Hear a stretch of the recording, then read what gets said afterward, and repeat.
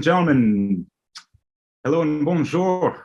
I am so pleased to be back and honored to have a really great friend that, and we've crossed paths, Little League, middle school, high school, junior college even, and San Diego State, where he got his degree in kinesiology and nutrition as well. And for the longest time, he's been a fitness coach.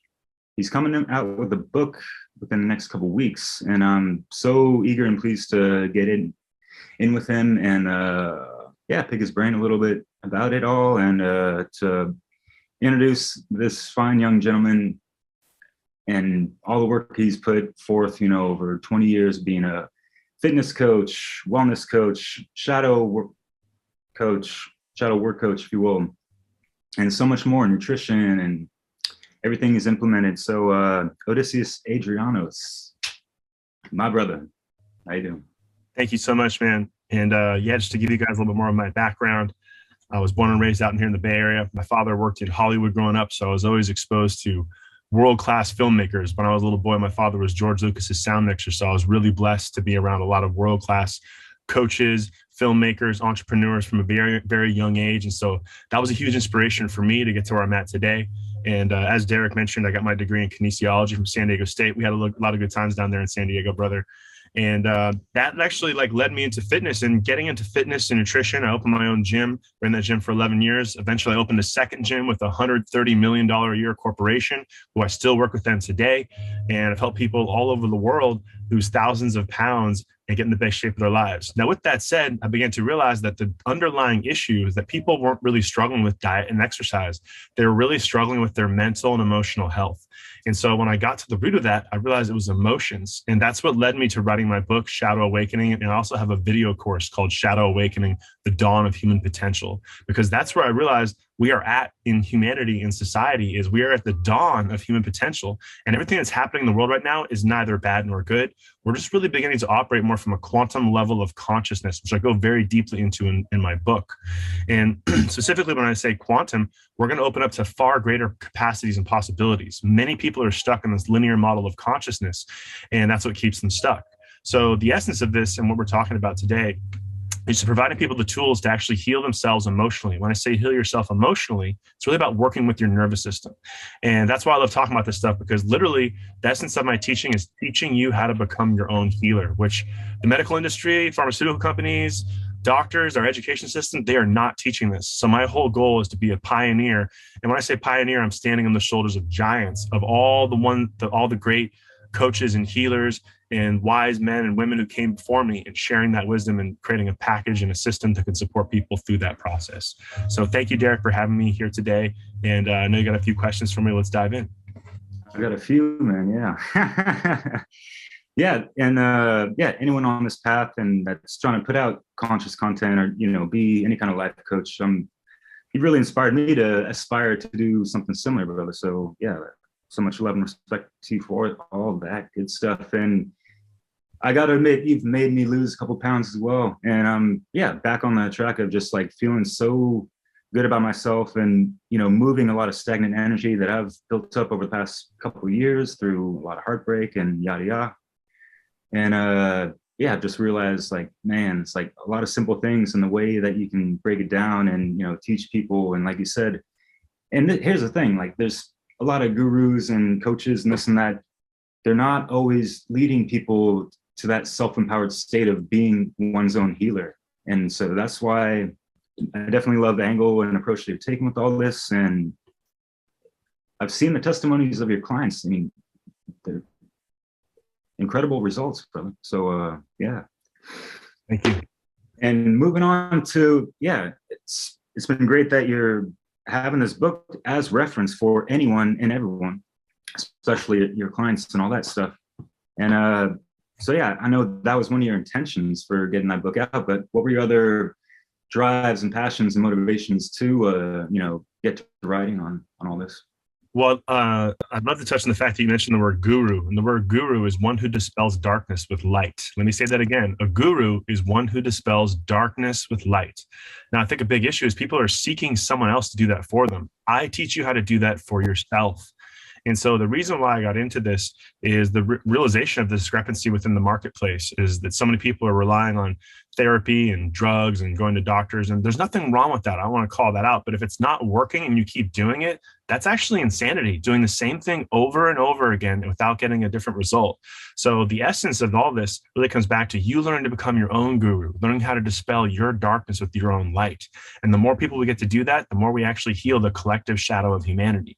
And just to specifically talk about what shadow work is it's making the darkness conscious. It's our repressed, suppressed, or denied emotions. When I say repressed, suppressed, or denied emotions, an example is like you repress your anger, your guilt, your shame for years, and then it's actually running your life unconsciously. So it's only when you actually acknowledge that emotional pain, you begin to work with it, that actually sets you free from the shackles of your past. And this can be the most greatest healing experience of anybody's life. And that's what I'm talking about, you becoming your own guru, because you finally face your emotional pain. And like I said, set yourself free so you can live the life that you've always deserved. Oh, yeah, man. I like that. Well, we'll put on that. And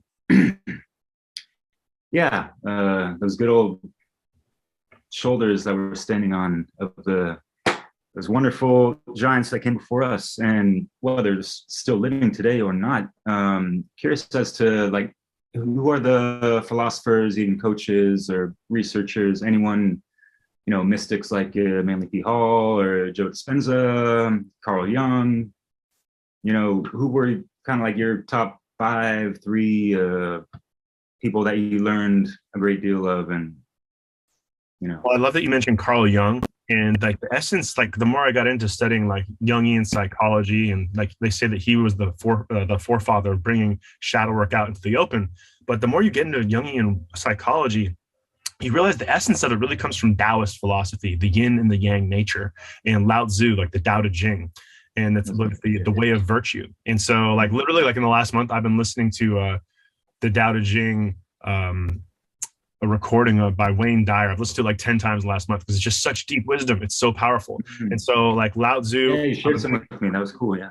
Yeah. His little chill beat, his hip hop beats that go along with the recording. But other people that have really helped me out is Dr. Joe Dispenza. I mean, he is a straight legend in terms of his way of breaking down a lot of these ancient teachings. And Alan Watts is a big fan of mine. And like once I started listening to Alan Watts, I'm just kind of like, oh my God, like he wrote 26 books on Zen for Westerners. Like I really feel like the essence of all these teachings is we're reviving all this ancient Taoist philosophy, Buddhist philosophy. A lot of people in the West, they're completely asleep, like literally asleep. And that's where your shadow's running your life. And so by reviving this ancient wisdom, we're able to revive our potential as humans. And let me think of a couple other people who I've studied that really helped me out. I got all my books around me. Yeah, you got a lot of books. I've seen them over the years. So yeah, Dr. Thurman Fleet, phenomenal. The Body Keeps the Score. That was another great one. I was mess up his Bessel van der Kolk. Peter Levine. Yeah, that's the Watiko, right? You wrote that? No, that's Peter Levy. Yeah. And then like David Hawkins, Stefan Walensky. This has been a huge one. Like the Tao of Chaos. Like other great books like the Tao of Physics. This is another huge one. Like blending like ancient philosophy with modern science. Like the quantum model of thinking, it's already happening. Just most people aren't conscious of it. And once I started saying, I was like, this is why people are suffering. They're living in a linear model of consciousness, which keeps them stuck in this loop. And like a lot of those teachings are presented with a lot of these modern authors. And I was like, we just got to find ways to package this in such a way that people can integrate it into their psychology, because essentially we are all our own author of our own reality, but we've been programmed to give so much of our power away. And like the key to this is learning how to take your power back and learning how to become your own healer, because when you learn to become your own healer, you're able to change your life in unimaginable ways. And that actually doesn't only affect yourself, but the people that you love. Like one of the things I love most about teaching shadow work is that once you integrate your shadow, you're able to support other people because you recognize when they're projecting their shadow into you, which really saves you a lot of time, energy, and money in terms of wasting it on relationships that aren't conducive towards you living the best life. You know what I'm saying? Hell yeah. And that reminds me of a passage I read in your book just today. I'm sorry I haven't finished it yet. I'm almost there, but it's great. And yeah, one of the things I want to praise you about the book is like you write in a way that I would kind of write as well. And that's a bias in and of itself. But all that aside, it makes you think, and it makes you work. And, books like this, you want to read really slow and digest slow and even reread some things here and there. And the fact that you have like, little spaces to write notes, and you're encouraging a lot of participation in this. I mean, this is not a spectator sport, right? So you're giving a lot of tools and motivation and inspiration in the space to do so. Great ideas all around with all that stuff. Yeah. Yeah, I love that you mentioned that, because it's not just a book, it's a workbook. It's like, for me, I wanted to make sure that, like, there should be no barrier to entry. Like I charge a decent amount to work with me as a coach, but I want to be able to work with anybody. I don't want it to be like any barrier to you working with me. So being able to have a book that I'm only selling for, it's gonna be like $15 to buy the book. You can do it all on your own. And then if you need some support, just like shoot me email. I want to be able to help anybody with this journey, because as I mentioned, it's really about healing the collective shadow of humanity. Each person that does this work, you're healing the collective shadow of humanity. And that's where humanity's at right now. Our shadow is running our lives, and it's beautiful, because this is the greatest opportunity in history for humanity to actually wake up. We're not going to rely on government. We're not going to rely on religion. We're going to learn to feel our own hearts. We're going to connect with our soul, and we're going to become the greatest version of ourselves. And we won't need religion or government to do that, because we'll actually be in touch with our true self, our essence. And when I say essence, who you were when you were born into this world. When you were born in this world, you didn't have religion or government. You had your heart, you had your soul. And the more people reconnect with that, you become your own healer. And that's the difference between Western medicine and Eastern medicine. Western medicine wants to cut, burn, and drug everything. Eastern medicine, you're just going to connect to your soul. When you connect to your soul, you actually heal without burning, cutting, or drugging things. Which, don't get me wrong, like certain situations, you need Western medicine. If you're in an emergency situation, those drugs and things, they can keep you alive so you can get back to connecting with your soul. But if you're not harmonizing Eastern and Western medicine, you're failing. And let's just be real straight. That's what we need to do, is harmonize the left and right hemispheres of the brain, the east and the west, the masculine and the feminine, the yin and the yang. And the more we're able to do that, the more we're going to set ourselves free, people. So a lot of people who disagree with my teaching, it's okay, because you're probably stuck in a linear masculine yang. It has to be this way because it was in the past. Well, your past, we're going way into the past to reinvigorate ancient Taoist philosophy so that you can have a harmonized mind and embrace your yin feminine nature and balance out your mind, your body, your heart, and like I said, your soul. Sounds like some logistics to keeping it holistic with a W in front, Yes, nice and whole. And yeah, that's great. Made me think of a couple things, but I think I didn't even mention what I read in your book in regards to healing the collective. And it's been said before, but seeing it written in a book, these are the things we want to, have, repetitively, in our minds as well, that we are a drop in an ocean, and that's going to ripple out, whether you want it to or not. Yeah. How is that effect, going to be coming from one's own cause, and where's that cause coming from? Is it heart-based intelligence, like, you're getting at with all that, with, the balanced, yin yang, left brain, right brain, with logic, and, in emotion stuff, all that good stuff. So yeah, it's time to end the trance, maybe. And please expand on that, because I heard this from you just a couple months ago, and I just man, I love it. I can't stop saying it. That was hilarious. Actually, the book I just showed you, I got it from this. Oh, really? Yeah, cool. Yeah. And that's what essentially we're talking about, is transcending. And that's your ending the trance. Trance ending is ending the trance. That so many people are in this trance. It's like, I laugh, because like people are so addicted to their ego. Like, I am my traumatic childhood. I identify with my prescription drug. It is me. And it's not. I'm so sorry. It's not. And the more we actually end the trance and start to awaken to our true potential, like a Taoist mystic or monk, they realize they're connected to everything. And most people that are struggling, they're in a trance because they feel that they are this skin encapsulated ego, like, I'm in this body and everything around me, what will I do? And they have all this internal chaos because they've never done their shadow work. So they're like this Oreo cookie, and they're the cream stuck in the middle of external chaos and internal chaos. And they're like, what do I do? Like, I need another anxiety pill. I need another depression pill. Cognitive behavioral therapy. And they're sitting there talking, and there's like nothing's actually changing. But coming back to your point of cause and effect, is most people are stuck and not stuck. They are addicted to being a victim. They love being a victim. They love waking up each day and like, oh my God, I'm feeling something. I'm going to pop a pill, instead of actually facing the emotion that they're experiencing, because they're just dealing with effects. It's something that Mark Passio said, that dealing with effects and just like staying in victim mode is essentially rearranging the deck chairs in the Titanic. You've done absolutely nothing. You didn't do a damn thing wrong. I rearranged the deck chairs. The Titanic is going down, but we rearranged the deck chairs so my life on the surface looks really good, even though it's going down. So the truth is, if you really want to change your life and get out of victim mode, you have to realize how powerful you are. And that's the essence of what I teach. I show people that you are the cause creating the effect. Let me say that again, because it's so powerful. You are the cause creating the effect. If you're living your life based upon effects, you will not only be stuck in victim mode, but addicted to victim mode. I'm just going to take my pill. I'm just going to keep watching TV. I'm going to keep using drugs. I'm going to keep masturbating to porn, playing video games. And there's nothing wrong with those things. But if you're not living the life that you deserve, it's nobody else's fault. It's nobody's fault at all. It's just the fact that you haven't examined your internal world in such a degree to realize that you are the cause creating the effects. And once you become the cause creating the effects, you're no longer a victim. And that's why I love shadow work, because you finally integrate those repressed emotions, so you're not living in that victim mode stuck in your past. And that is literally magical. Hell yeah. Flipping the script, man. That was really well said. Thank you. And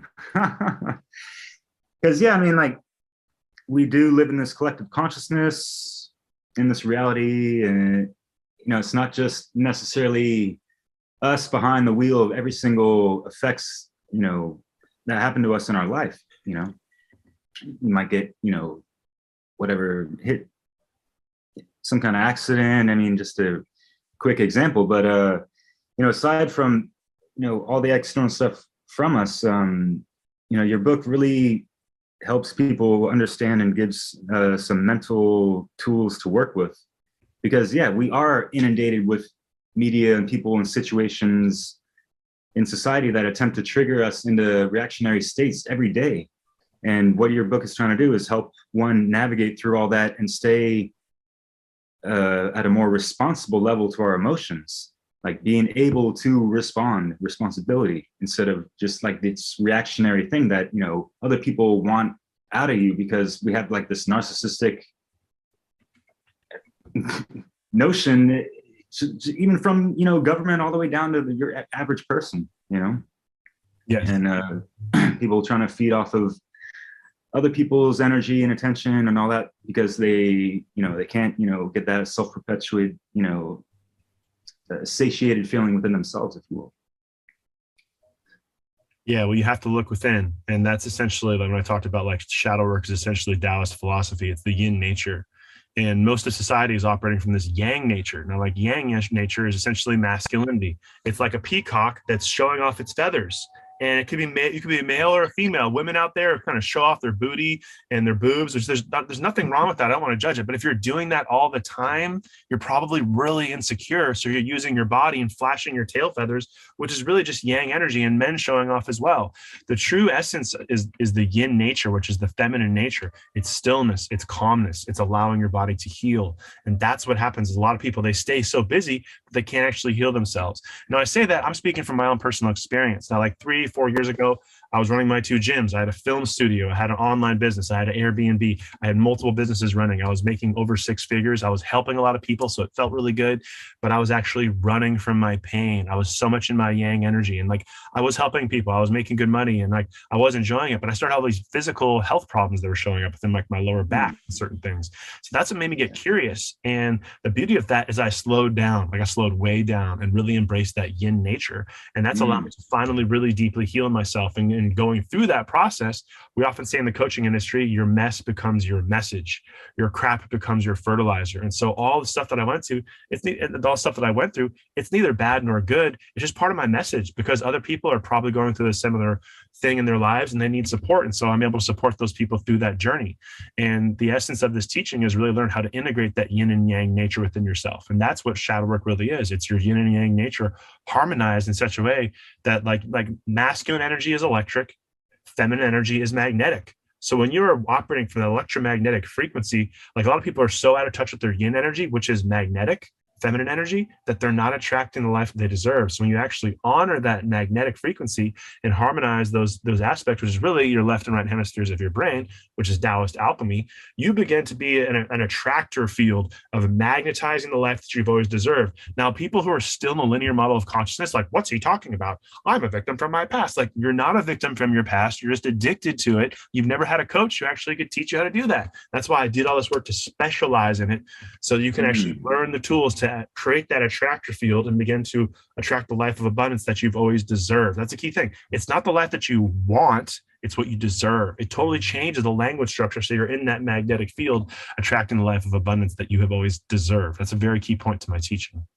Yeah, totally. And yeah, I guess reading over that, I have to kind of put a pause off of, you know, how I feel about that word sometimes, because I get the new age notion of it sometimes in context just because I've read other new age stuff. But yeah, going back to causality, I mean, if people are, yeah, they're just stuck in the linear model, they're in these negative feedback loops, they're creating their issues themselves. So do they deserve anything outside of the reality that they're creating for themselves already? Technically, they earned what they're getting, kind of, you know, yes. Cause and effect. But outside of that, you know, we're talking about the potential of what they can get, right? Yeah, well, one of the things that I read recently in the Tao is that, like, everything in the universe actually has equal value. And so, like, a lot of people, they struggle with their own self-worth. Like, some limiting beliefs that come up for people in shadow work is like, I'm not worthy of love. Money doesn't grow on trees. My feelings aren't valid. And we have these unconscious operating systems that are beliefs. And I mentioned this in my book, as you remember, that you have this, if you have this unconscious operating system, excuse me, I had to get a burp out. I'll give you an example. Like, you're a little boy, you're a little girl, and you are going to your mommy and daddy, and you're like, hey, I'm seeking love from my mommy and daddy. And then your parents, who maybe messed up from like their PTSD or something, or they didn't even know what PTSD was until 1980. They may shame you as a means of controlling you. So you're this little child, and you're like, I want to be loved. And your parents shame you, and you're like, you don't even know what shame is. It's just this emotion that you're feeling in your body, like shame. You're like, I want love, I'm getting shame. I want love, I'm getting shame. I want love, but I'm getting shame. So then your unconscious goes, love is equal to shame. And then you become an adult, and then you're out dating, and you're let me say this very slowly, you are unconsciously attracting people. They're going to allow you to continue to feel that shame, and it's going to make you miserable until you face the unconscious wound. This is why people don't get it. They keep living these miserable lives because they're stuck in the effects, because they didn't get to the root cause. This is where, like, a lot of, like I said before, if a doctor or therapist is not getting to the root cause, they are wasting your time. And I'm like, I don't want to sound like I'm harping on doctors and therapists. Like, I'd say 80 to 90% of doctors and therapists, they're not trauma informed. They don't really know what they're doing. If they're just drugging you and talking to you, they're just taking your time, energy, and money. We have to get to the root cause, and the root cause is the repressed, suppressed, or denied emotion. The more we access that space, like I said before, it's going to set you free, but we have to be willing to do that work. And that's the essence of shadow work, is acknowledging those repressed, suppressed, denied emotions. Oh yeah, well said again, man. You've been on fire for years. What else is new? But yeah, it just makes me think, because yeah, being in just a different environment, and like kind of being and you advise this in your book, which is great, you know, needing solitude, you know, like the hermit card, right? Really, you know, get into a reclusive state so you can really, you know, draw back and see, you know, your life without any kind of being subjugated to anyone else besides you, you know, and taking a digital detox helps as well, all that stuff. But yeah, like 10 years ago, rather, living in France, I mean, I had like, yeah, one of those spiritual awakenings, and just, you know, going through the alchemical process of and the shadow work, even though I wasn't even familiar with those terms per se at the time. And it's like, man, if I had a coach like you with the guidance, I probably wouldn't have struggled as much. It wouldn't have taken as much time to get on the right track. And, you know, there's a lot of like learning the hard way, trial and error and stuff. So what kind of advice would you give to someone that's there? They they feel like they can do it by themselves, that stubborn feeling of, like, I don't need a coach, I got this. What would you say to people like that, and how would it, to like convince them, like, hey, maybe, give it a shot. Well, everything that I teach, you could do it on your own. It's going to take you at least 3 to 5 years. I can teach you in less than 3 months. And it's just like, how much do you want to suffer? Do you want to suffer for another 3 to 5 years? Go ahead. I'd be more than willing to give you all the books, but it's going to take you 3 to 5 years. I mean, I have all this content. And like, just even me writing my book, like, I could have gone out and learned how to write a book. I hired a coach. I paid them $5,000 to help me get my book out. I already had it written, but I had no clue how to go through the process. Okay, I have a book written.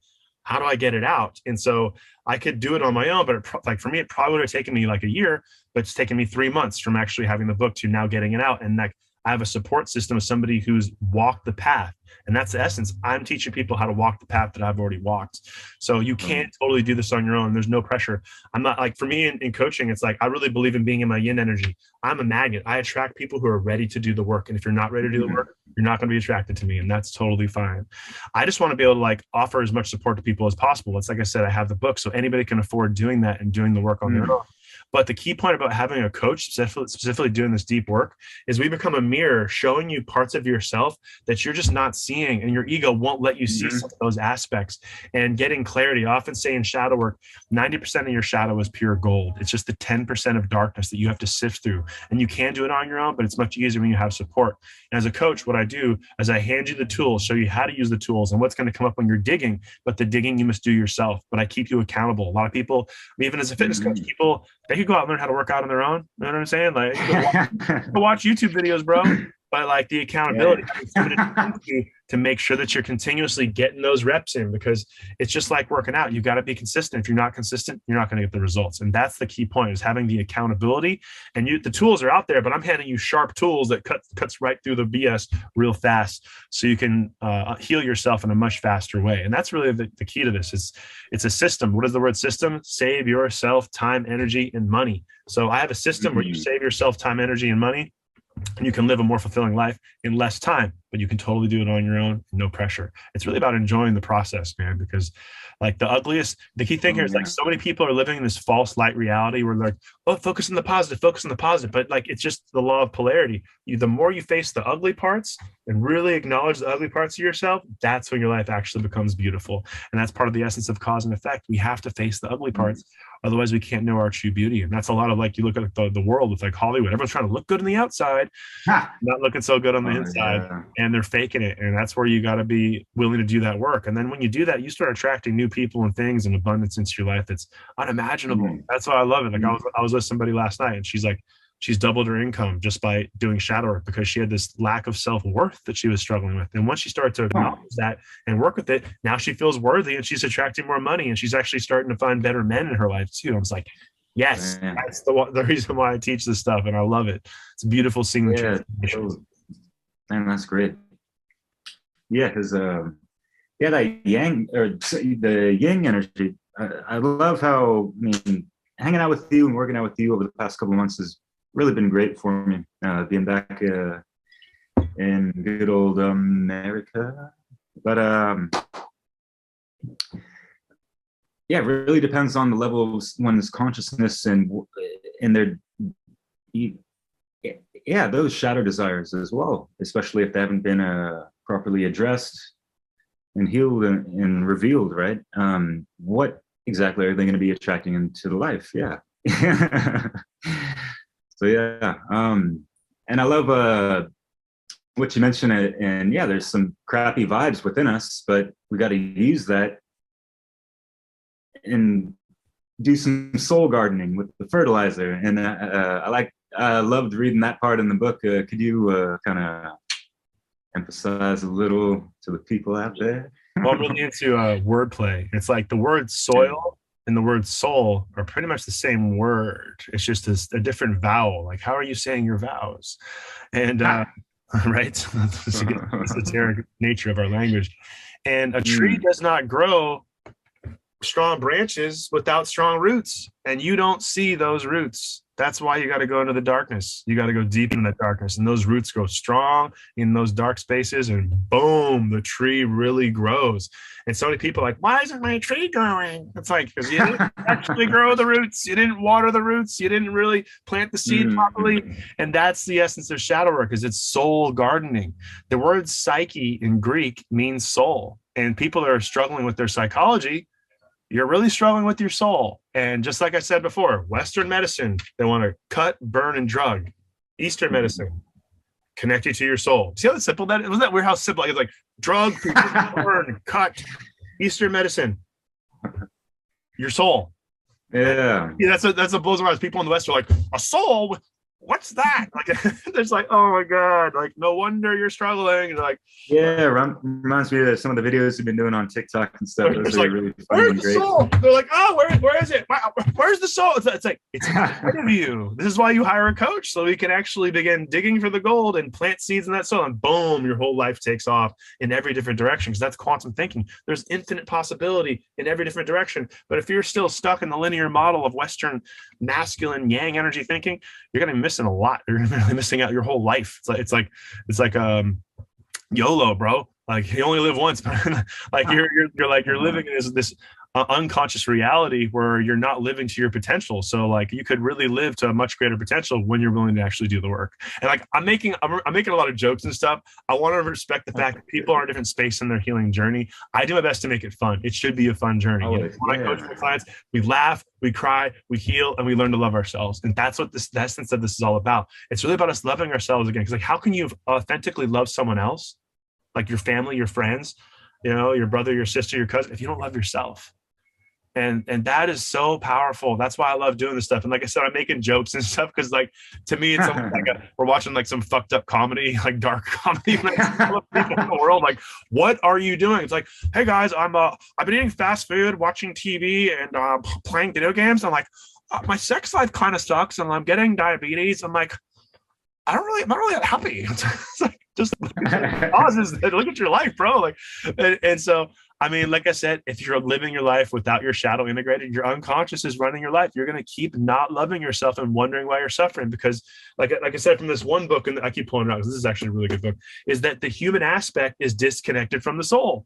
The human aspect, who your ego, who you think you are, is disconnected from your soul. So this is where we talk about like your inner demons. Ooh, let's talk about some dark stuff. Your inner, when I say demons, it's like when you repress, suppress, or deny emotions, you're like, imagine like there's a part of myself that I'm not looking at. That part of me is going to get pissed. Oh, you're not going to face your anger. You're going to disassociate from your anger.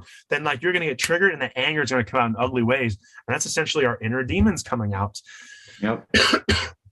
When you actually face your inner demons and acknowledge them, and you have a conversation with them, then they become your guide rather than your saboteur. I'm going to say that again because it's so important. When you actually do shadow work, those inner repressed aspects of your psyche that are your demons, you acknowledge them, you talk to them, you do your journaling, you do your meditation work, you really ground yourself and have that conversation with that part of you, that disassociated aspect of yourself, and you reintegrate it into your psyche.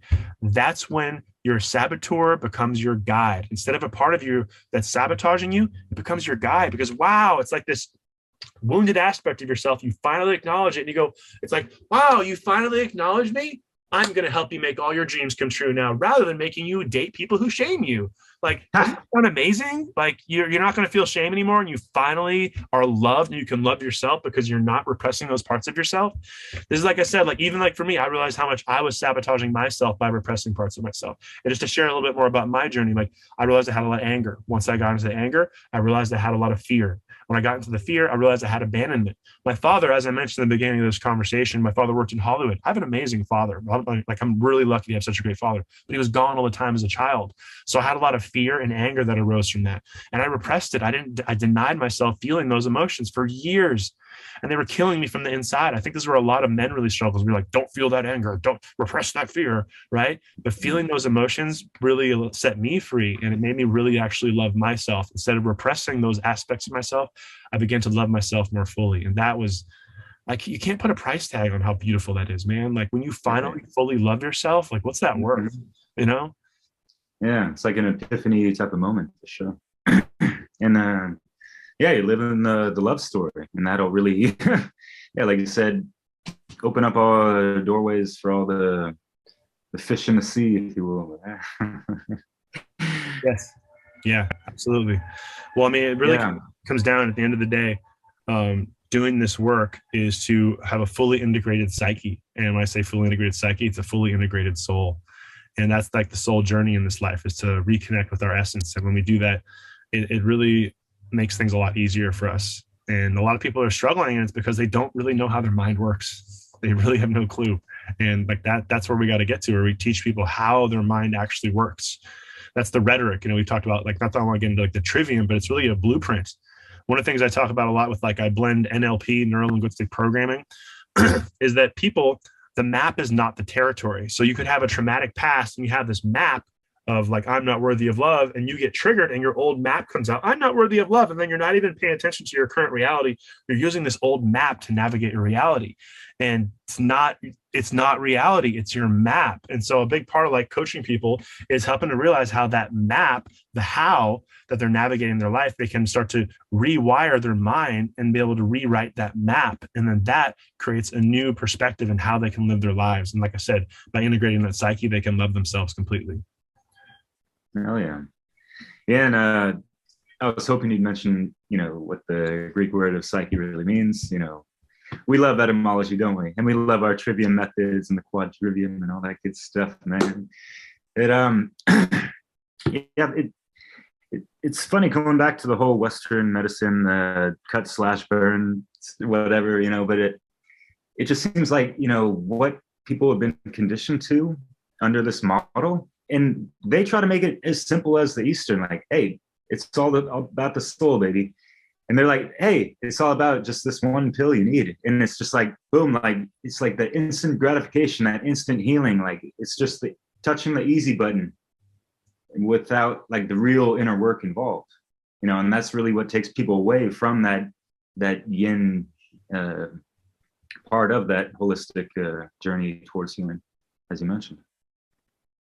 Yeah, absolutely, man. I mean, a lot of it, I think that I don't think I know. It's just people need to actually begin to really face, like, and look within themselves. And we're not taught how to do that. Like, I mean, like, that's where most people are struggling. They have like, our education system doesn't teach you how to balance a checkbook, but it's even worse, it doesn't teach you how to balance your emotions. And a lot of people make poor emotional decisions because they don't understand how their brain works. As I was saying before, they're stuck in their amygdala, they're stuck in fight or flight mode, and it's really messing up their lives. And that's where, like, I've really learned, like, when I was younger, much more judgmental. I was like, why are people so stupid? Then as I studied more psychology, shadow work, I was like, people aren't stupid. They're just unconscious. They're literally walking around reliving their childhood wounds they probably inherited from their parents, and they inherited from their grandparents. And we keep going back and back. And we can't blame our parents or our grandparents. They didn't have the tools that we have today. And that's where, like, I feel that in terms of psychology, humanity is like a little baby that just learned how to walk, and we're taking our first steps. And that's where we are in terms of understanding our psychology. That's where we are in terms of understanding our nervous system. We don't really understand how our nervous system works. And really, our nervous system is hardwired through our emotions. And the more we repress our emotions, it throws off our nervous system. And that nervous system dysregulation affects every aspect of our lives. So this is why I'm so keen. And I still have a lot to learn myself. Like, I'm really talented at what I teach. I've got a lot of experience, but it's like one of those things. The more you learn, you're like, wow, there's so much more to learn. And like, I think being a true expert, really the only difference between being a beginner and expert is you're really able to discern truth versus lies. And so I'm able to really, like, if you know your stuff, I'm going to be able to call you out if you're speaking some stuff that's not real, Yeah. And with that said, I'm still learning too, because like I still want to learn more about how this nervous system works. Like, this nervous system is like, it's a superpower when you have your nervous system harmonized, and when it's disharmonized, you're really going to struggle. Real talk. Yeah. And like, the first initial step for anyone going on any kind of path or just living any kind of life, isn't it just to be honest with oneself, not to lie to oneself, Yeah, well, if you have parents that lived a certain way, you'll unconsciously take on a lot of those traits, especially people who are very empathic.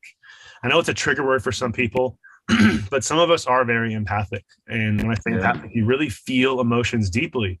And people who are like empaths, it is hell. It is straight hell when you haven't learned how to integrate your emotions. But when you have it, being an empath is like a superpower because you're way more intuitive. You have almost psychic abilities.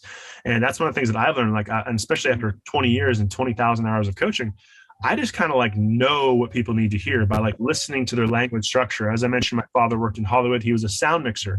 Like when I say sound mixer, we're talking 9-time nominee for best sound mixer in the world, literally one of the best listeners in the world.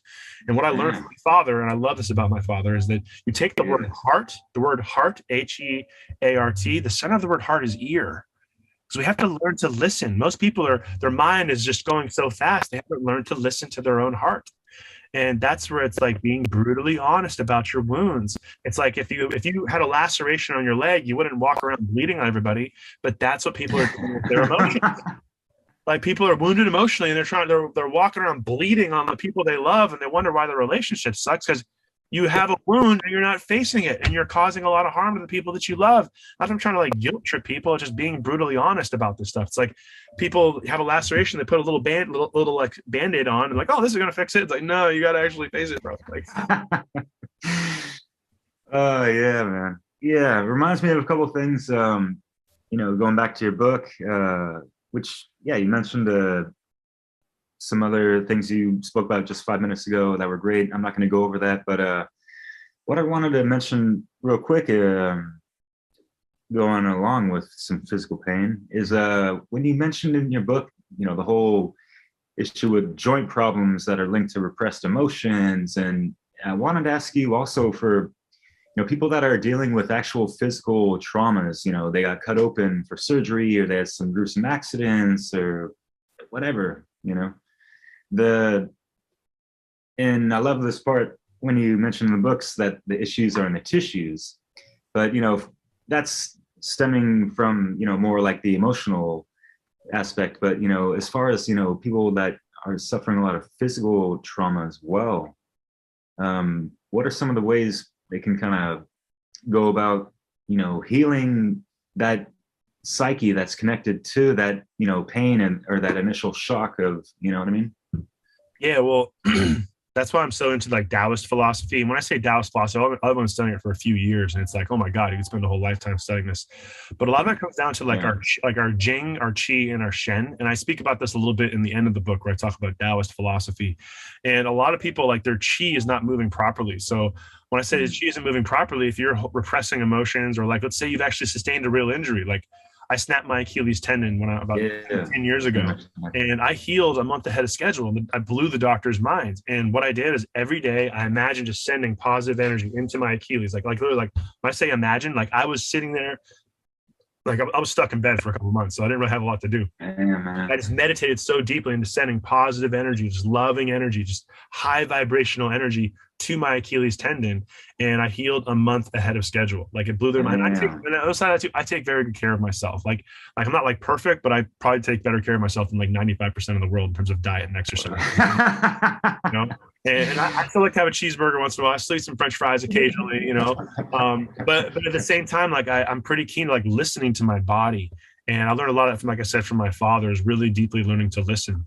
But when in terms of healing ourselves, the root of the word to heal means to make whole. If you go and look it up, to heal means to make whole. So it's really filling the gaps within ourselves where we're mitigating the suffering within ourselves, and it's being honest about those injuries. Now, you would get into a car accident and you have some injuries, and your vibrational frequency will allow you to heal faster if you're vibrating from a higher frequency. You're oh, I'm a victim, guilt, shame, anger, sadness. Your body's not going to heal as fast. If you're feeling gratitude, abundance, bliss, joy, you're going to heal faster. And that goes across the board in all instances.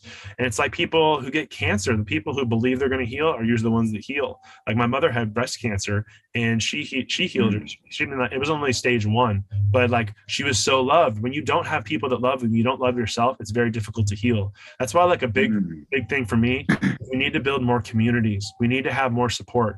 And I'm kind of going all over the place a little bit here, but specifically, I work with a lot of women. I'm starting to work with more men. We need more spaces for men to feel safe talking about their pain. So many men, we bottle our emotional pain up. That was me for a long time.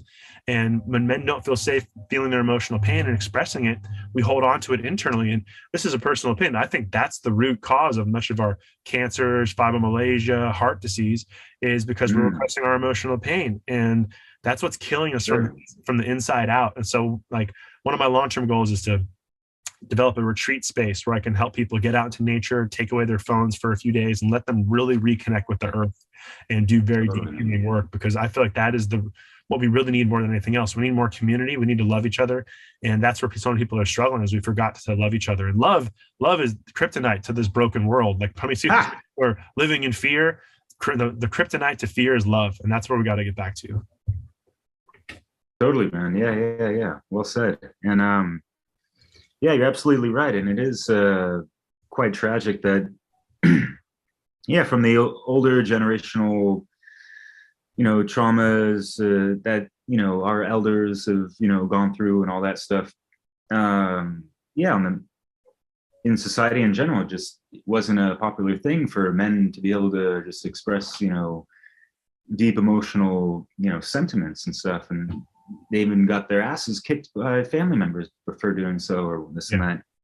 And yeah, as a male in this incarnation, I feel that it's too bad that among men there is no real safe space. For me, I've always thought in my mind like the majority of men would only feel vulnerable enough to share and shed their emotions with a woman, their partner, and the one that they confide in the most, that they love the most, even if they might not be treating them the right way all the time or whatever, because they're still projecting their unconscious shadow and et cetera, et cetera. What do you think about that? Well, I feel like there's, like, it's always like the key thing is having people who really know how to listen to you, but it's like different, like being able to express your emotional pain to like your girlfriend or your wife or like a woman versus being able to sit with a group of other men. And women need this too, to be able to like sit with a tribe of like your same sex and be able to talk about your stuff, because it's just a little bit different. I've coached a lot of women. I've been in men's circles, and like I feel like a lot of men really need to have men's groups where they feel safe talking about their stuff, and because it's just a different vibe when you're talking with women, and it's different for each person too. It's very subjective.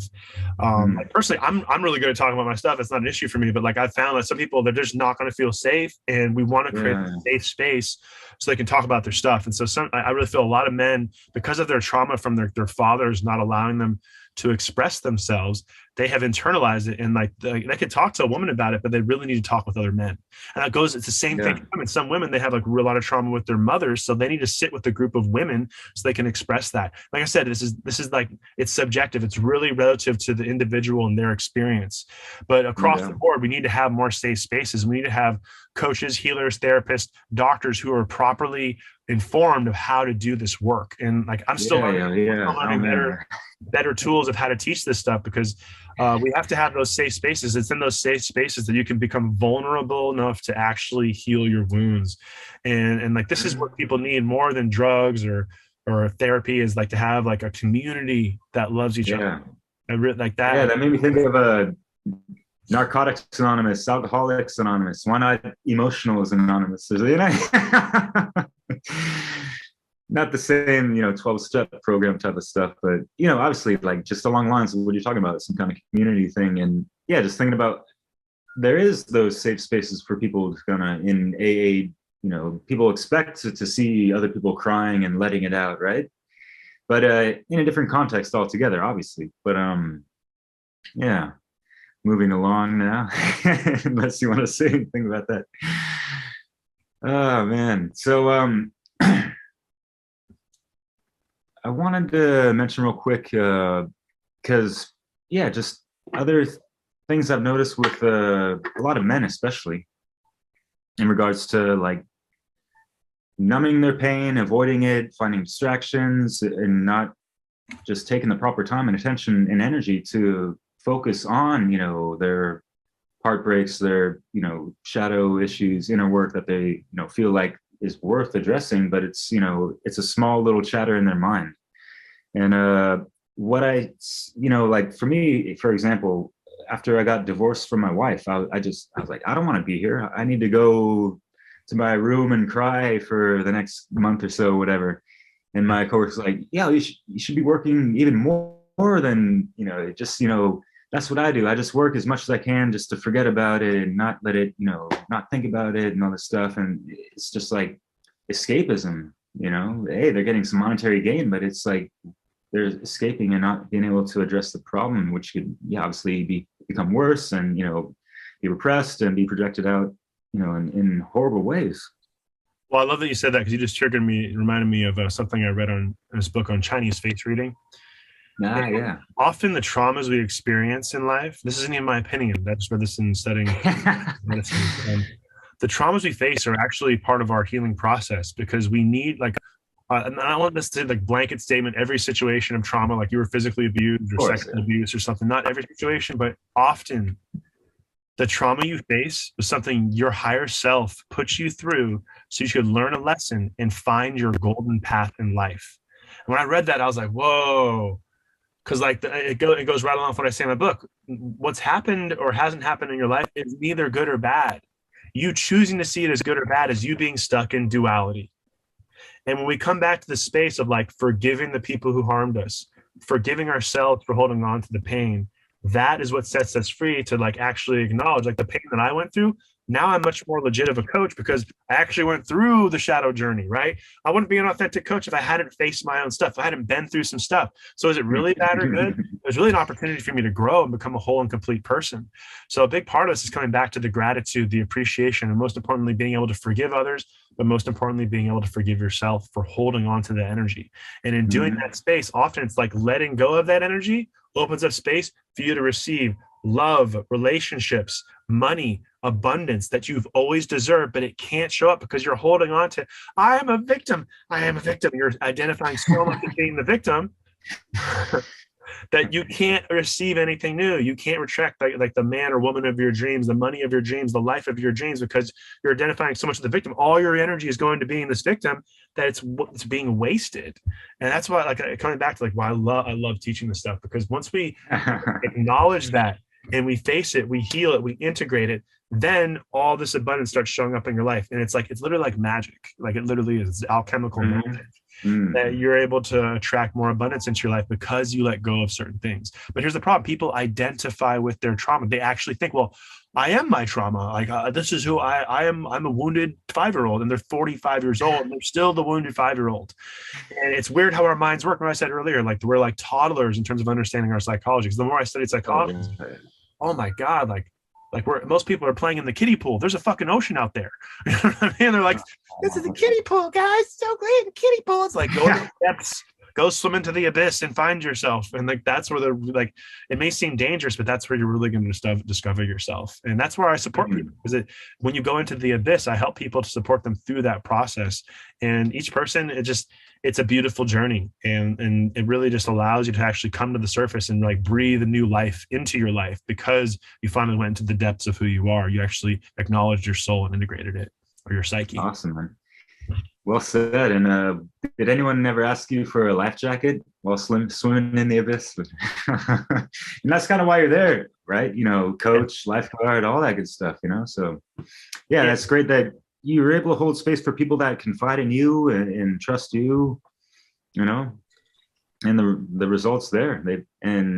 But the result isn't just because of the coach. It's because the person did the work, took coach's advice, got it done, and maybe then some, and voila, man. So that's great. Does it seem that some people you coach, do they need that, little push off the diving board type of thing, or just some subtle words of motivation type of thing?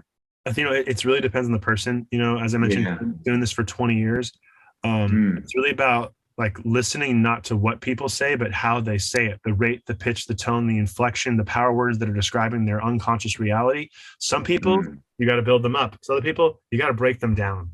And it just depends on the individual. right? Some people are just, they've already been broken down so much, we got to build them up. Some people have built themselves up so much that it's like such a false ego, they have to break them down. And it's almost like an analogy, like you break your bone and then it heals, but it doesn't heal right, so you got to re-break it. And it's kind of like that sometimes. Yeah. We have to break it down because you didn't heal properly. And so, I mean, that essentially is, it depends on the person. That's where, like, working with a coach like me, I've been 20,000 hours. Like I'm not gonna say I've seen it all, but I've seen enough where I'm able to know what people need. I've tapped into that intuitive nature where I'm not thinking so much, feeling into what your needs are. And that feeling into that space, I help you to feel into what your needs are. Really about cultivating a connection to your highest self and bringing that energy into the space where you're able to actually face your wounds and feel safe going through that process. Because if you don't feel safe, your shadow is not going to change until you feel that safe space and you honor or acknowledge those wounds.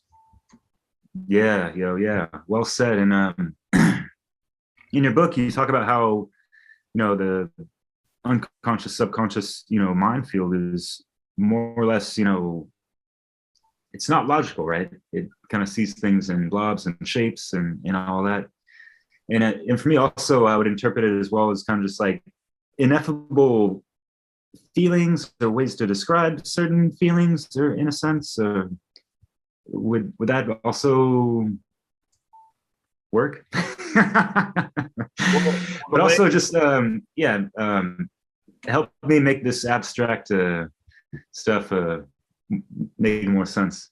The analogy that I used, and I've had a lot of world-class coaches tell me this is a beautiful way of expressing it. Is shadow work there's essentially 3 levels to the mind. There's actually 4. We're going to focus on 3. So we have the conscious mind, the subconscious, and the unconscious. And the way I explain this, it's like a boat that's trying to get to its destination. And you're like, you want to lose weight, make more money, find true love, whatever it is. And you're like consciously above the surface, you're like rowing towards your goal. Like, yeah, man, I'm doing this new diet. Yeah, it's going to be great. Like, I'm working on my body's going to look good. And you're like rowing. And then like, why am I not getting my destination? It's like, because you're fighting the current, and the current is the subconscious mind. So the current, which is the subconscious mind, only works on images. So the images you have an image in your mind of not being good enough, you're going to be fighting that current. It's going to be very difficult. So I had a lot of success as a fitness coach helping people shift their subconscious mind. And then when I started getting into the deeper works of the unconscious mind, it was the realization that many people weren't just rowing the boat. They're actually sitting on the back of the boat, looking at the wake of the ship, which is just their past, and defining their future by looking at their past. So like, where's the boat going? And then even worse, many people had actually thrown anchors into the water. Those anchors were latched onto a rock, and they're just going in circles because unconsciously addicted. I am the abuse from my childhood, and they're just going in circles, and they're wondering, like, why am I not doing this? So when we work with the unconscious, it's deep. It's those anchors deep below the surface. And I'm explaining it logically, but it's not logical when we get in there. But the essence is we actually remove those anchors, pull them back on board. In some cases, we cut those anchors. That sets you free unconsciously. The blob or the shape we talked about in the unconscious then begins to sift up into the subconscious. Now it's more of like an image, okay? As we begin to work with those images, like you're holding on to this deeply repressed image from your childhood, then we bring it to the surface, and that actually allows the current to shift, and then you're able to manifest your dreams with less effort. This comes back to, like I said, you can do all this work on your own. It's going to take you 3 to 5 years. You hire a coach like me, 3 to 6 months, and then you don't need therapy or prescription drugs anymore. And then I say that, like, you should talk to your doctor, of course, but it's really relative. We're overprescribing like opioids to numb pain. If we actually face the emotional pain, we could set ourselves free by moving through those different layers of the unconscious, subconscious, and conscious mind. Does that make sense? Yeah, totally. Yeah, great stuff. And have you worked with the clients that were kind of recovering from drug abuse or addictions? And yeah. What were some of the things that seemed, I mean, I'm not going to ask you again because of course it's subjected to the individual. Yeah, of course. Oh man, that's great. It sounds like you were definitely able to help them. In your book, you talk about the good old 3-2-1 reframing process. Yeah, that's really cool. I like that. I know I'm shifting to a different, topic about what we're discussing, but yeah. Was there anything you wanted to mention about that? Because I really like it. We're talking about the third person, the second person, and the first person.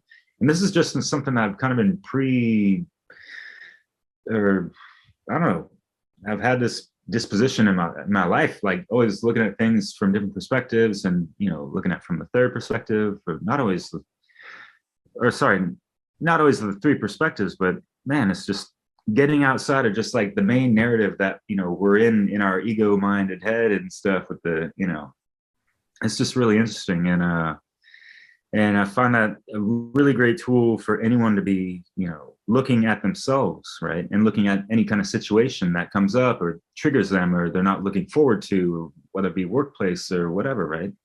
Yeah. Talk about all that good stuff. Well, I'll let people who want to read my book get into the actual 3-2-1 process. It's actually been, yeah.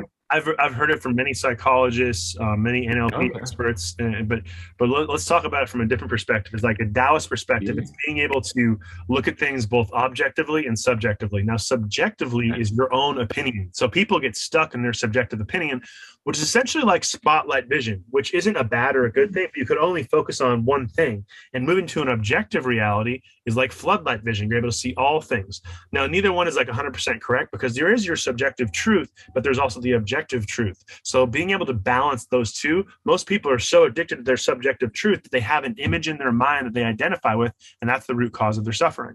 So the reframing process allows them to reframe the process, going through that 3-2-1 process, where people are able to see things from third person, second person, and first person. And this reframes how they experience the trauma. And this allows them to actually begin to, in that reframing process, as I mentioned, like the story of the boat, the image held in the subconscious mind, or even deeper in the unconscious, as you reframe it, it's not like this big thing in your unconscious. It actually becomes smaller, so it's not running your life.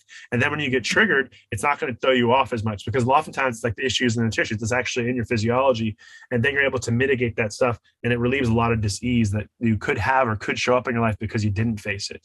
So that's like the essence. It's really coming back to subjective and objective nature. Like a Taoist monk understands the difference between subjective and objective, and really the harmonization of those two is almost like the yin and the yang once again. Boom. Hell yeah, brother. Well said. Once again, my friend. What were some of the more challenging, or the most challenging parts of putting this book together? For like, you writing, not necessarily, the marketing stuff and all that stuff, but like it's still coming up for me. It's like, and I've been coaching 20 years. I've given speeches to $100 million a year companies. I've made most of my dreams come true, but it's just like the imposter syndrome. When I say imposter syndrome, it's like I really believe that everybody should be talking about mental and emotional health problems. And I'm fighting this uphill battle where people say, well, you're not a doctor and you're not a therapist. You can't talk about this stuff with people. I'm like, shut the fuck up.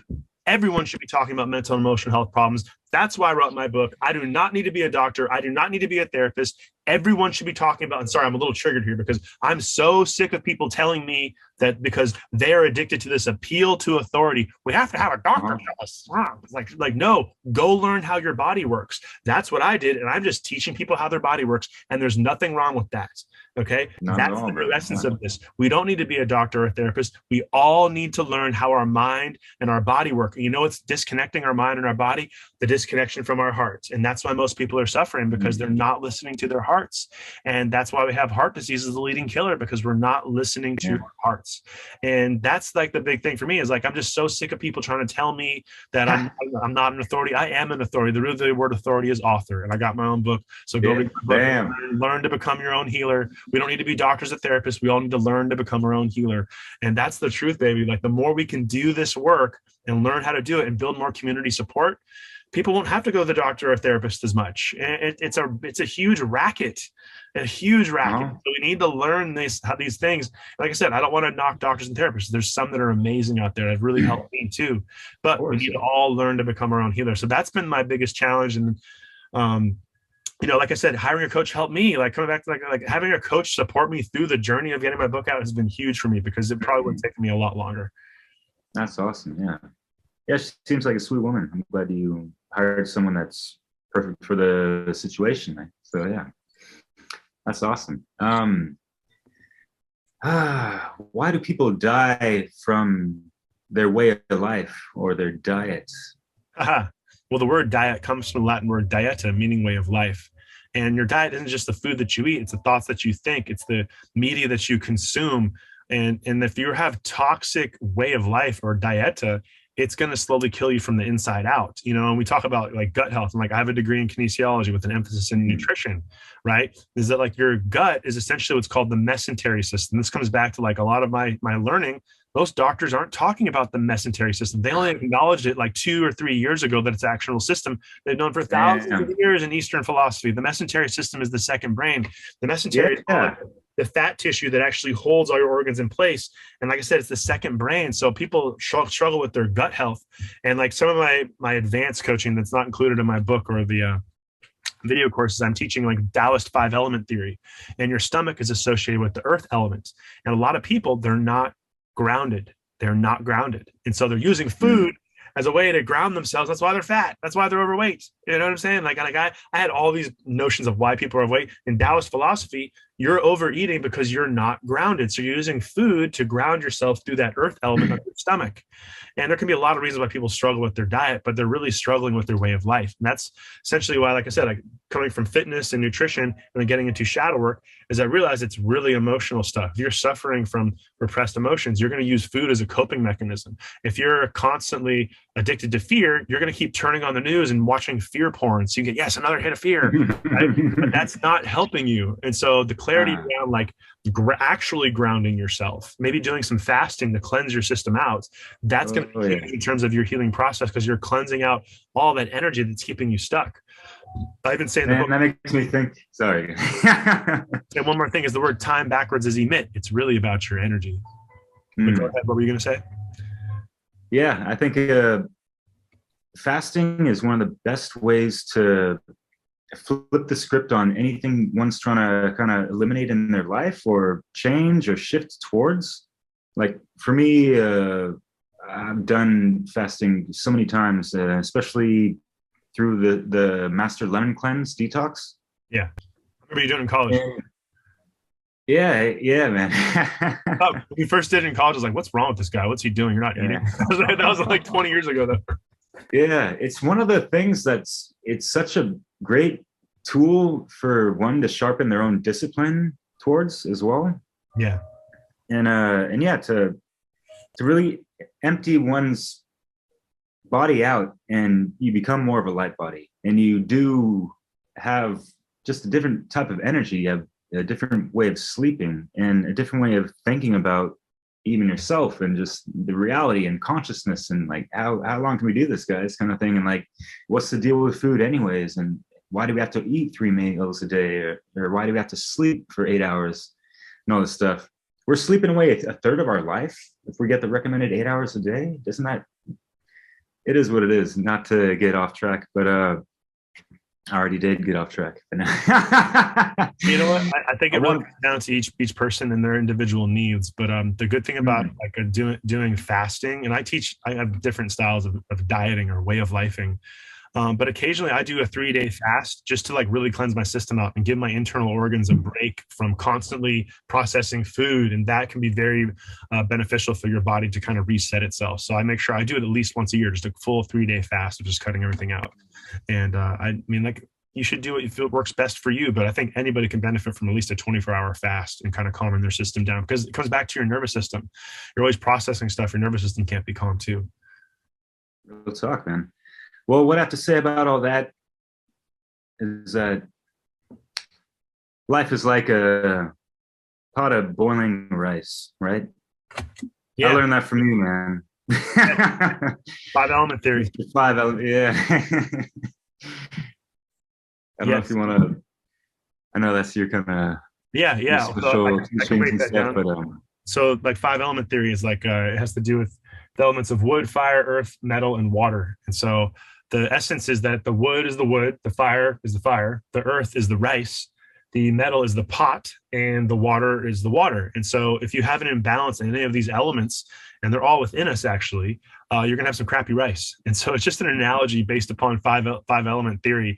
And that's some of my advanced stuff. People go through my shadow work program, and then once they get through that and they understand how their psyche works and how to connect with their soul, then they get more deeper into like where they have imbalances with those emotions and what Like I help people to support them with understanding what their dominant element is, and so they can figure out where their strengths and weaknesses are based upon their element. Like I'm a wood element, and like my strength and weakness is anger. Anger actually like is beautiful because anger is associated with spring and wood and like growing and creating businesses and being an entrepreneur. But also like if I don't focus on like how the anger is affecting my life, the anger can turn into rage if I repress it. So that was like big for me. Like when, especially like I said earlier, like anger was one of my issues, but anger is not actually a negative emotion. It's perceived negative in our society, but it's no more negative than any other emotion.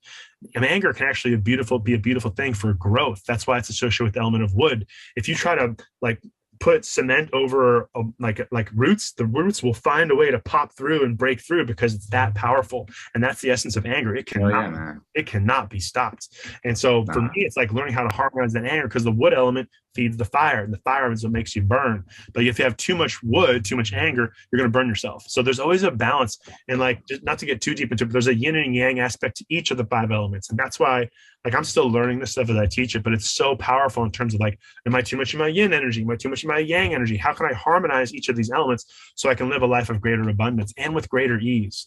That's really like, I think like most people, including myself years ago, just doing too much. And now that I've like calmed it all down, I'm getting more results with less effort. And I think that's the real essence of this, is a greater efficiency. That's awesome, man. And one of the things I wanted to ask you also is like, you're doing a lot of stuff and it's really great. And yeah, we've hung out quite a bit in recent times, and I'm so grateful for that.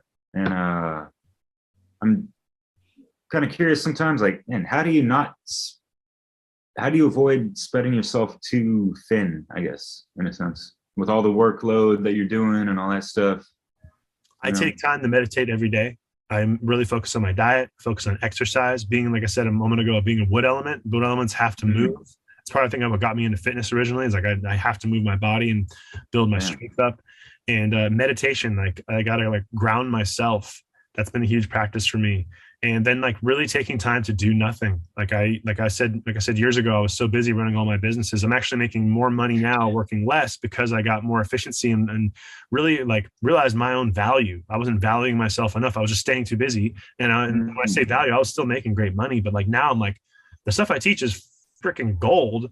I gotta like harmonize this in such a way that like I figure out how to package it better. And when I say that's where I've created like video course in the book. So there's like different levels, and it's like, doesn't matter who you are. Anybody can afford a $15 book to go and actually do this work, you know?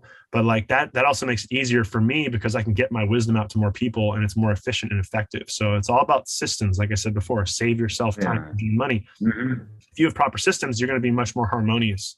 But essentially, to go back to answering your question, it's just about really being in my yin energy. Yin, yin, yin, yin. I'm really strong in my yang energy.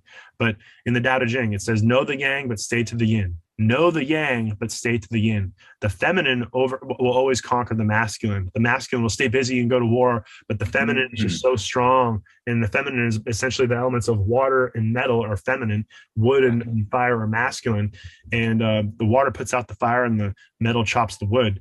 So you got to understand like the balance between the elements too. You could be too feminine too as well. So but most of society is too yang. So really like doing nothing and just marinating deeply in that nothingness has been a beautiful aspect for me to heal myself and then be able to teach that. Who am I to sit here and try and teach being more yin if I'm not being more yin myself, right? Being a man coaching lots of women, I'm teaching them how to harmonize their feminine nature because I've had to harmonize my feminine nature. And that's a beautiful thing because when I'm resting, my body can heal. My body is healed. I can show up more authentically for my clients and support them on their money. But you have to walk that path first to be authentic. Hell yeah. Yeah, because folks, you know, this is a real guy, you know, doing work with real people, you know, face to face, hands on type of thing. Give me everything. Just like that. No. But yeah, it's not just, you know, and you do videos and stuff like that on the side. That's part of, you know, everything that's, you know, benefiting your clients and all that. And I've been lucky and very thankful for you inviting me on to some of those presentations. But you know, a lot of people get into their mind like, oh yeah, we're just going to put on a bunch of YouTube, you know, videos, and there's so many angles that we can take towards, you know, adding value to people's lives and all that stuff. And yeah, I just had to mention that just because we're on platforms like YouTube, and they might look at you and think like, oh yeah, where's this YouTube channel at and this and that. oh no, this brother's got a website and his YouTube channel, of course. We're going to put all those links in the description, of course. But the majority of what you're doing is just in real life, man. And that, I love that about you. And that's really just, yeah, very inspirational for me. Thank you so much. Well, that's the whole essence of this, is being a mirror to other people's greatness. And I've been saying that for 20 years. That's really all I'm doing, is I'm mirroring your greatness. A lot of us forgot how great we are. Growing up with my father working in Hollywood, I grew up thinking that being successful in business was easy. It's not, actually. But I grew up around so many successful people that it was like, it's actually integrated into my unconscious. They're like, you just build a business and you just do it. And like, it's not, it's much harder than that, you know, because I failed. I had a clothing printing business, totally failed, you know, like I failed in business as well. But it really comes down to like mindset and how you're harmonizing your emotions. So that's a big part of like seeing my father and working in Hollywood, which is one of the most stressful and traumatizing industries in the world.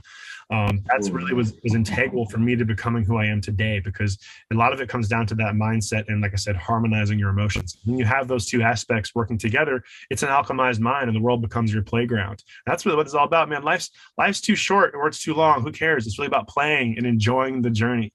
And I fall victim to that too. Like I get too much in my masculine sometimes, trying to do too many things. But like I said, coming back to that yin, just being more like in that childlike state, having fun. Like recently when you and I were hanging out, just going and playing basketball, just going bike riding, just get back to having fun. And too many people are so like worried about the cost of living going up and all this crap. Like maybe the cost of living is going up, but what's the cost of you not living a fulfilling life? And that's really what this comes down to, is you living a fulfilled life. You know, like it all comes down to your energy. Remember, like I said, time backwards is emit. It's really about the energy you're putting out into this universe. And that energy you put out in the universe starts with yourself and how you're harmonizing your emotions to love yourself authentically. And when you love yourself authentically, you're going to attract more abundance into your life. Believe that.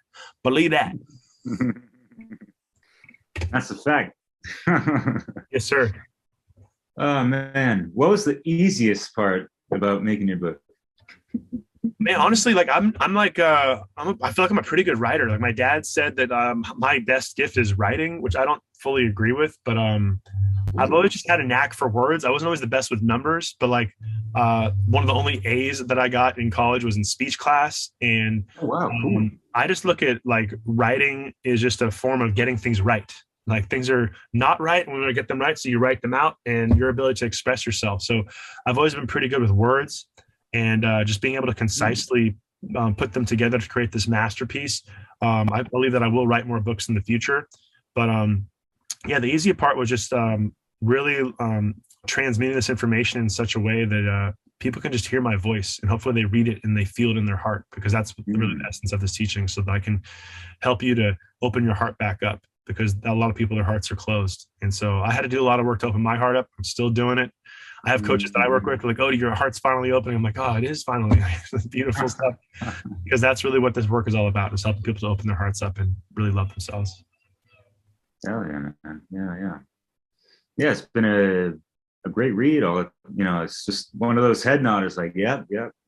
All killer, no filler. Here we go. Hell yeah. I've been hearing that from a lot of people. I got a number of other coaches who've been reading it, and they're like, oh man, like you just break it down so well. And you know, I really hope that it helps a lot of people on their healing path. That's the only, like, that's all what it's all about, man. Like that's the only reason I'm here, you know, is to support people on their healing journey. And I really appreciate the support that you're giving me and everybody else. Like I have my days where I'm like, what's going on? Is this working? And I just have my days where I doubt myself. And so your kind words and people that chime in and support me, like I really appreciate that a lot, because the essence is getting back to building this community where we all love each other and we stop staring at our phones and our bank accounts and stressing out, and start looking each other in the eyes and like really loving each other. Like, that's beautiful. Community and human connection. We're craving that more than ever these days.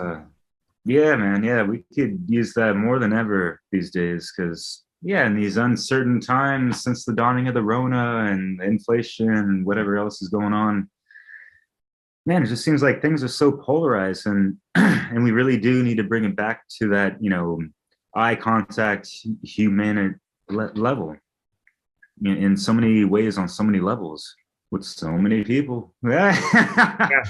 And there's so many ways to go about it, you know, but yeah, if people are still operating from the shadow, what's great about, and you mentioned this as a constant reminder throughout the book, giving a lot of great other, you know, reminders, is that once you, you know, get in touch and implement and integrate the, you know, the shadow aspect,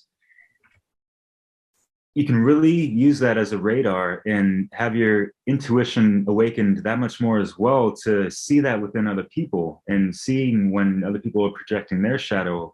And what I'm trying to do at this point is trying to, I'm not going to be, you know, shoving a mirror in people's face, you know, right then and there on the spot, some random guy, you know, meeting at a grocery store or whatever, but just knowing that it's there and, you know, seeing that energy, feeling into it, possibly, you know, if it's an appropriate time and place or whatever, to, you know, maybe say something to the other person, you know, in a compassionate approach, you know? Yeah. Well, one thing I was going to mention is that breakdown precedes breakthrough. Oftentimes we need the breakdown to occur to have that breakthrough. And everything in the world that's going on in the world, I cannot stress this enough. Everything that's happening in the world, it's happening perfectly. Like I used to like really stress out, but I'm like, so many people, they're not facing their pain and they're not going to see change happen until they face the pain. And that's most of where our society's at. And there's people in the world that really benefit from people suffering. So they're keeping that suffering going. And that's why I'm doing this work. Like the grand scheme, am I doing this because I want to make $1 million? Like, sure, I want to make $1 million and build a dope ass retreat center. But the real essence of doing this is teaching people to become their own healers so we can break the chains from this dying system and from the ashes rise like the phoenix and support people after that we go through this breakdown to have a breakthrough into the essence of human potential, which is the next stage of human evolution, which comes back to the nervous system and our emotions. And the night is darkest just before the dawn. And that's what this book is all about, the dawn of human potential. We're going through the darkest night of the soul. And as soon as people stop trying to look at like, oh, I'm going to go eat Doritos. Oh, I'm going to go watch TV. Oh, I'm going to go masturbate to porn. This will feel good. It doesn't feel good. You're faking feeling good. When you actually face your pain, you'll find things that actually invigorate your soul and you'll love yourself in such ridiculous ways. It'll be amazing. But that's the breakdown. We have to go through this breakdown. We have to go through this dark night of the soul for humanity to evolve, grow, and thrive in unimaginable ways. So appreciate the journey. I have my days where I'm down on myself. I'm like, this is where we're supposed to be. I was born into this world perfectly at this time to support other light workers, healers, and coaches, guides, shamans, whatever you want to call yourself, so that they can step into their role to be the greatest version of themselves. And collectively, like Ram Dass said, we're all just walking each other back home. We have to hold hands and really honor each other on this journey. And we have to shun the fear and step into love and really open up our hearts to create and manifest that. Wow. If you want to end it there, it's been an hour and a half. I can't see a better way of ending it. Let's do that. Yeah, break it down, man. That's the spiritual alchemy for you. Yeah, just love it all. Yeah, just a final shout out. If you want to learn more about the work that I do, check me out on YouTube, Odyssey Mentorship, my website, odysseymentorship.com. I'm on Instagram and TikTok. I am ODY1 Kenobi. I am OD1 Kenobi. My father worked on Star Wars, so I got the Star Wars vibe going. Also, check me out on Facebook. Yeah, like any support, you know, like let's build the tribe. Reach out. If anything I said resonated with you, feel free to reach out. You know, I'm be more than willing to send you a free copy of my book. Or August 7th, my book comes out on Amazon, Shadow Awakening. If you want to help me out, buy a book. They're going to be $5 for the first couple of days. Buy the book, write a review, because that's going to help me to reach more people with the message. So I'm really grateful for the support, and hopefully you'll be able to take my wisdom and love yourself more and make your dreams come true. Thank you so much, Derek, for having me on today. Damn, yeah. Honor, pleasure, and yeah, it was awesome. Thanks so much. And yeah, always learning stuff from you, brother. Beautiful. Thank you so much. And thank you for anybody who tuned into this. Goodbye.